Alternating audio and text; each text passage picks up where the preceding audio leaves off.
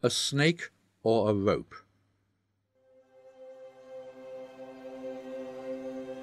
We are fortunate to hear this view of selflessness, for it offers us a new vantage point from which to see the world and an effective way to alleviate suffering. However, it is not for intellectual curiosity, but for the cessation of suffering that we explore the subject of selflessness. To understand selflessness at the intellectual level alone is not sufficient to reach our goal. The elimination of suffering relies on our ultimate realization of selflessness. The metaphor of the rope and snake is often used to illustrate the relation between suffering and the realization of selflessness. Entering a dark room, someone mistakes a rope on the floor for a snake and is terrified. If they are told at that moment that what they see is just a rope and not a snake, their fear might abate, but not disappear entirely, for they might still have doubts. If they turn on the light and see with their own eyes that it is indeed a rope, they will completely be rid of fear. Likewise, we suffer from samsaric existence because we take dependently arising and transient things as real. Hearing about the Buddha's teaching on selflessness, and knowing in theory that the origin of suffering is our attachment to a self, we nevertheless continue to suffer from afflictions. This suffering can only cease when we realize the nature of selflessness.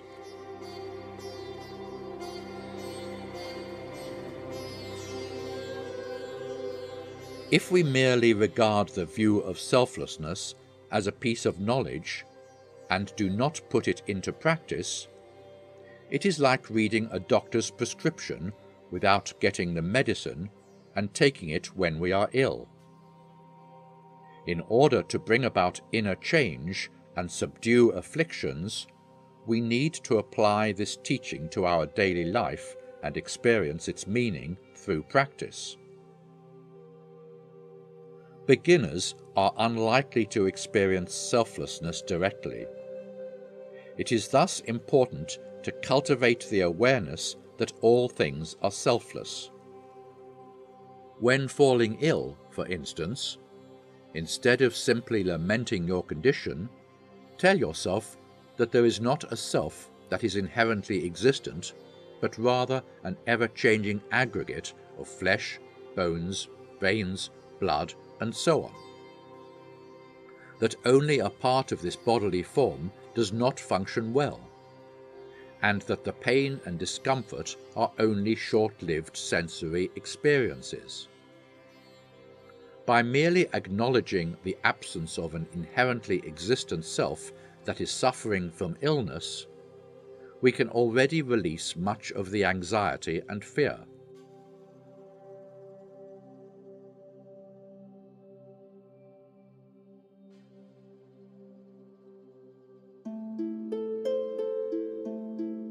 A student of mine once cut his finger by accident. With a gasp, he said to himself, "Phew, that's what attachment to a self is like."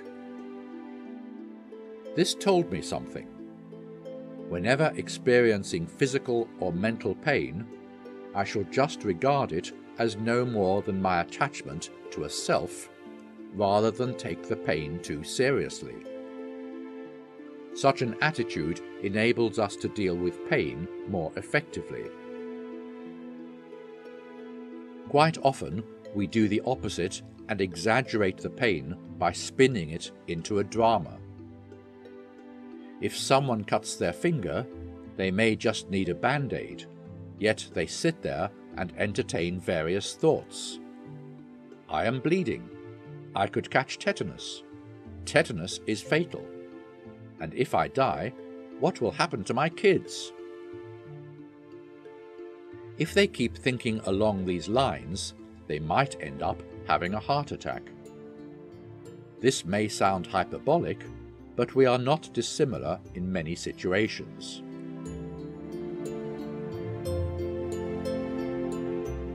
Selflessness also helps us reduce attachment to things.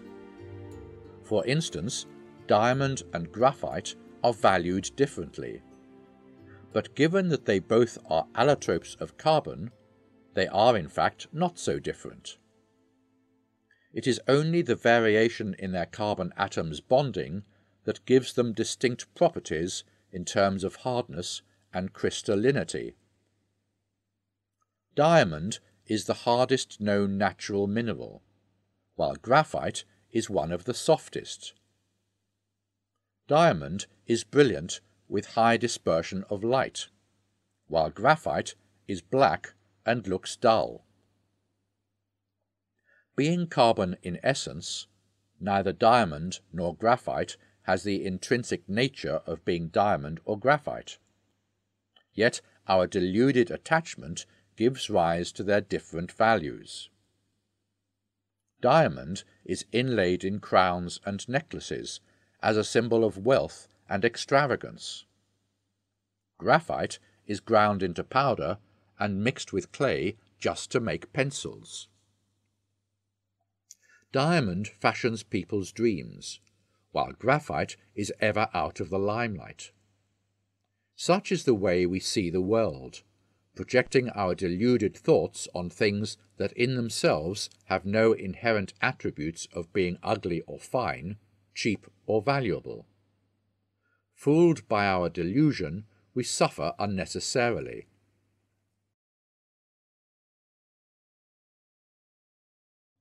While all phenomena are selfless in nature, they are dependently arising and primarily governed by the karmic law of cause and effect. Someone who knew little about Buddhism once asked me how I would summarize Buddhist belief in just one sentence. I thought for a while and said, "Having faith in Buddhism is to believe in causes and effects." Despite their supremacy, Buddhist notions of selflessness, emptiness, and the like are difficult to comprehend for the average person. If someone mistakes selflessness for nihilism, their views and actions will deviate from the right path, and they will miss the prospect of enlightenment. Therefore, I think it is more appropriate for beginners to start with the law of cause and effect, the basic yet essential and most practical and profound part of Buddhism.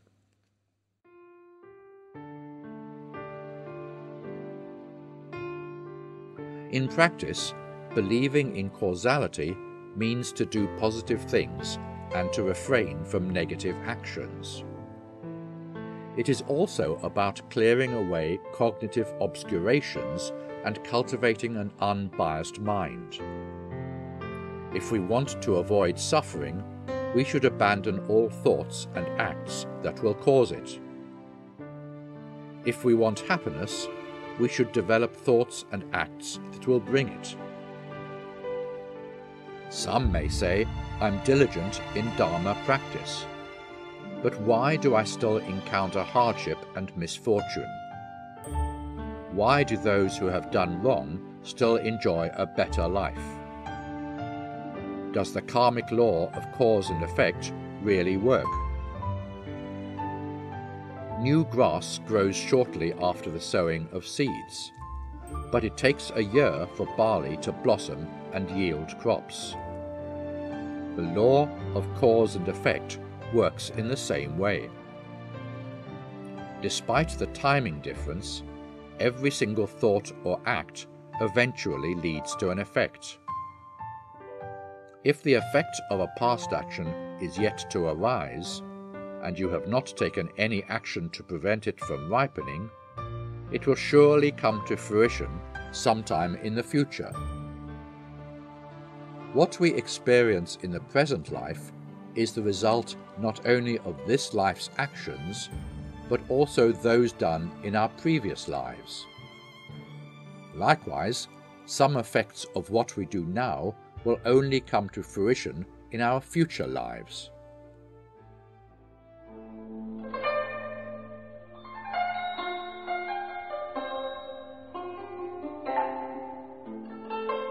The Diamond Cutter Sutra says, "Virtuous men and women that believe, practice, read, and recite this sutra, if disdained by others, would have fallen into the evil realms due to their negative karma in past lives. But due to the disdain of others in the present life, the karmic offences of their former lives will then be lessened, and they will attain supreme perfect enlightenment." These words show that virtuous acts create new causes and conditions, which alter the original cause chain and enable us to mitigate the potentially severe effects of past negative deeds. The ill consequences, which we would have to suffer in future lives, now take the form of less severe pain in this life. This is why, in some cases, we may still suffer from misfortunes despite doing virtuous acts.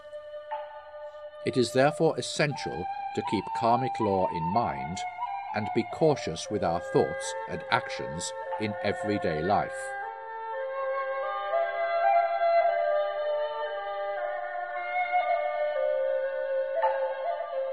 Many years ago, food offerings were made to the monastic members at the Larung Buddhist Institute during a Dharma gathering over several days. To decide how to handle the daily leftovers, His Holiness Jigme Phuntsok Rinpoche called all the Khenpos and Tulkus at Larung to a meeting. As part of the food offerings to the monastic members, those leftovers still belonged to the monastic community, and not managing them properly would be very wrong. If they were thrown away, it would be both wasteful and inappropriate. If the leftovers were given away to animals or to lay people, both the givers and the receivers would have to bear the karmic effect of rebirth in hell. We looked to the sutras and tantras for guidance, and after an intense discussion we reached a solution. During the offering period, the leftover food of the day would be sold, and the proceeds would then be used to buy new food to be consumed the next day. This practice would be repeated until no more food from the offerings was left.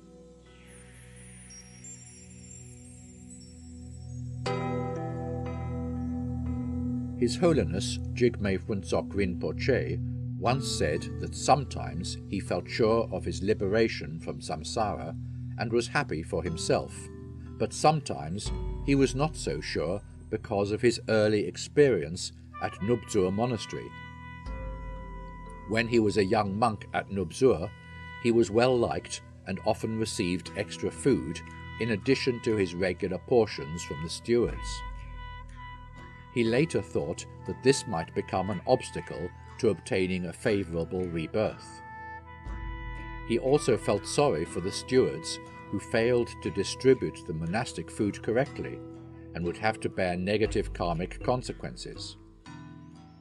As a result, His Holiness often arranged rituals to be performed at Larung for their early liberation. Under the influence of His Holiness, I have always been very cautious in dealing with common properties related to the 3 jewels. I seldom, for example, eat and drink in the monasteries where I go to teach or visit. Occasionally, if I have to take meals there, I always insist on paying. According to Buddhist sutras, when it comes to common properties of the Sangha, taking monastic food will cause the most severe effects. If someone steals jewelry and clothing on Buddha statues and decides to wear them, the negative karma might be purified if they later repent and return with new clothes and jewelry.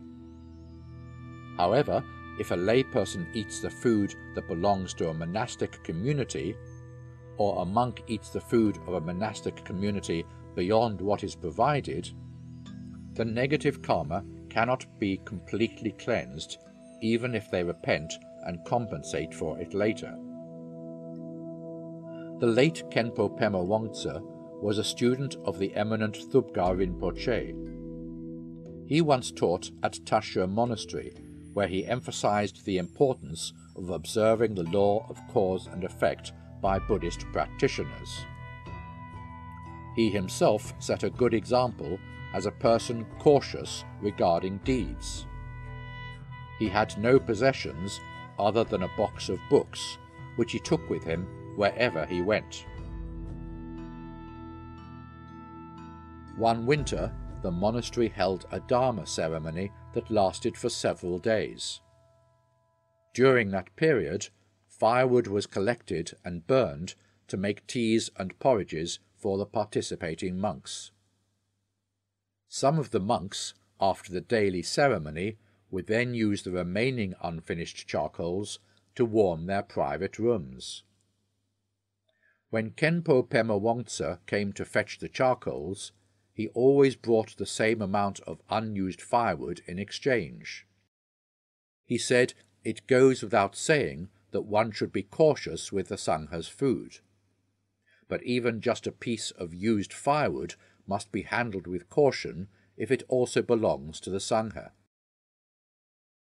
By the same token, we must be cautious with our words. When I was young, I used to study under the guidance of Khenpo Tsewang Jigme.